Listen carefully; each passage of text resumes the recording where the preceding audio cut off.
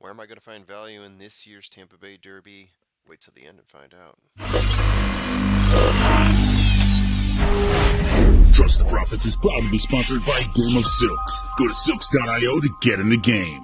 Real ownership, real races, real rewards.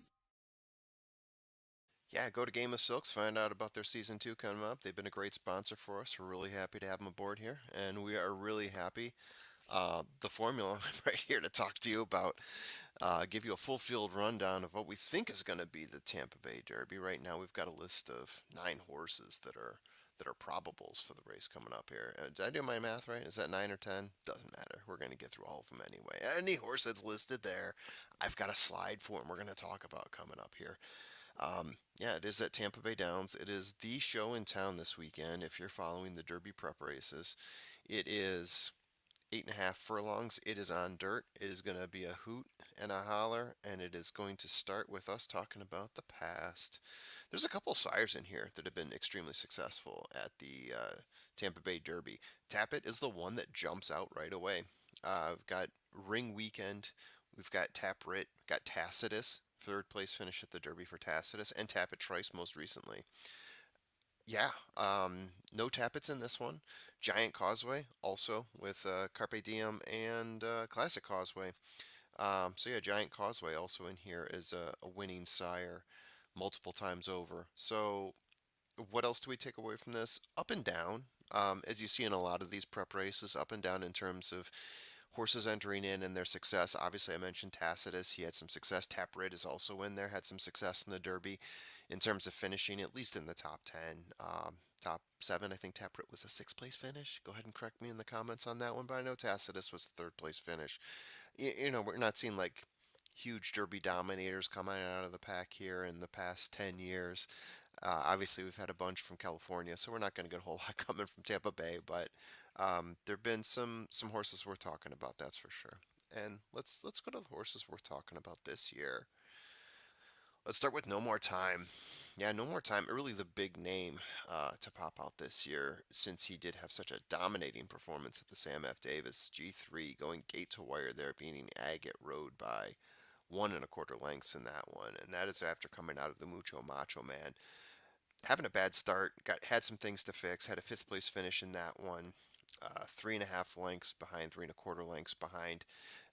Definitely seemed to have fixed those and had a better ride at the Sam F. Davis, or at least had yeah, a better performance. Let's just put it that way. Before that, broke his maiden going a mile.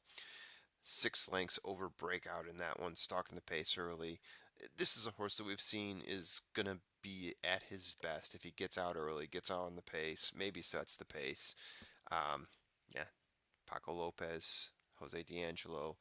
Don't know who's going to be riding No More Time this time around, as it is has not been a complete entry yet, but we are assuming No More Time will be in it. Domestic product. Um, yeah, domestic product. Second at the Holy Bull to Hades in that one. G3, 2 lengths behind Hades. And he was closing out from fifth place in that one. Had a really nice close going. Still 2 lengths back of Hades. Hades was the winner there, obviously. Before that, seventh place finished at the Remsen. Hung around for fourth place most of the race. Rating off the pace, fell way back, 16 lengths behind Dornoch and Sierra Leone when they were testing each other for first and second, trading it back down the stretch like no one's business. Broke his maiden second time out at Aqueduct, going 9 furlongs in that one, leading the whole way, winning by 4.5 lengths. Chad Brown train has been ridden by Tyler Gaffleone in the past. We'll be waiting to see what happens when he gets entered in here, as we're expecting him to be entered. Drip. So we got a series of horses.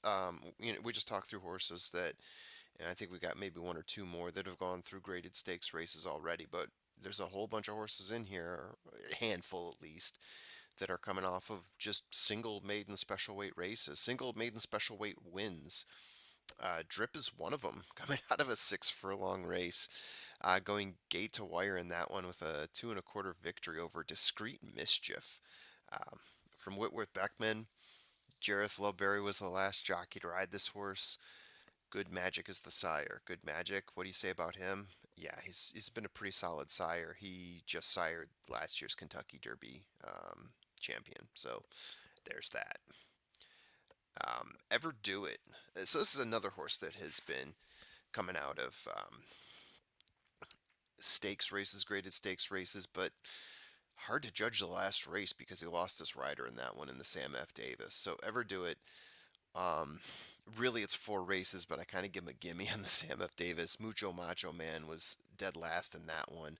Second place in a 6.5 furlong allowance optional claimer at Tampa Bay, battling with Gott's Got It for the lead most of the time, but eventually losing out by over a length in that one. Did break his maiden in an 8 furlong maiden special weight race, battling Gran Yaco in that one.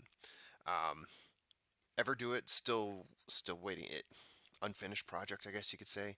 Still waiting to see him show something in a stakes race. Mucho Macho Man down. Sam F. Davis lost his rider, so sort of running out of opportunities for Ever do it. Good money. This one comes from Chad Brown here. Another horse from Good Magic. Another horse that broke his maiden first time out, going 7 furlongs in a 53K maiden special weight, holding close to the pace, closing out for the win over Acclaimed Victory, or Acclaimed Victor, with an ironic name, I might add. Uh, yeah, so another interesting horse that we don't know a whole lot about because we've only seen the one race that he's been in, maiden special weight, and now he's bumping up to a G3. Bail us out by way of Todd Pletcher. 1 win in 2 races. Broke his maiden in his second attempt, going 8.5 furlongs in an 89K maiden special weight, coming from fourth place to take the lead down the stretch over Tour the City and winning by half a length there. Todd Pletcher trained, historically ridden by Jose Ortiz, as is Heartened. Heartened, 4 races, 4 in the money finishes, broke his maiden his fourth time out, going 1 mile and 40 yards in that one. 53K maiden special weight, taking the lead at the half-mile mark, never looking back, beating Salacious by 4+ lengths in that one. Previous attempt, he closed from eighth, sixth, and was able to grab in the money finishes. So this is a deep closer here. Starting out the race deep, eighth, sixth place, finding his way at the end. So distance is going to favor Heartened here. Northshore Drive. So 7 races for Northshore Drive, the elder statesman, if you will. 1 win, 2 second places, and a third place. Last couple times out, he got second to uh, Prevent was the last horse he got second place to, an allowance optional claimer at GP. Holding close to the pace in that one, close to Prevent, but never able to get by him. Only losing by a nose in that one. So pretty outstanding work there. Second place to Hades. Yeah, that's the winner of the Holy Bull in 7 furlong allowance race. Allowance race. At Gulfstream, losing by 8 lengths in that one. So Hades very much the victor, even though it was a second place finish. It was way back. Is it to finish in the money in 3 black type stakes races, which to me seems to be a bit of a red flag. I know those weren't his most recent races, but yeah, didn't look good in any of those races. And just in reading through the notes, I couldn't find any probable cause other than horse just didn't do well. And we got Give Me Liberty. 3 races, 2 second place finishes for Give Me Liberty. Has yet to break his maiden. Second place in an 8.5 furlong, 115K maiden special, losing by 3 lengths to Dematic in that one.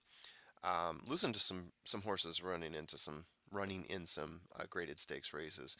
Second in a 1 mile maiden special, coming back from eighth place to close, but still 3 lengths back of Common Defense. So Give Me Liberty, losing, but losing to some pretty high level horses. So probably ready to run with these pups.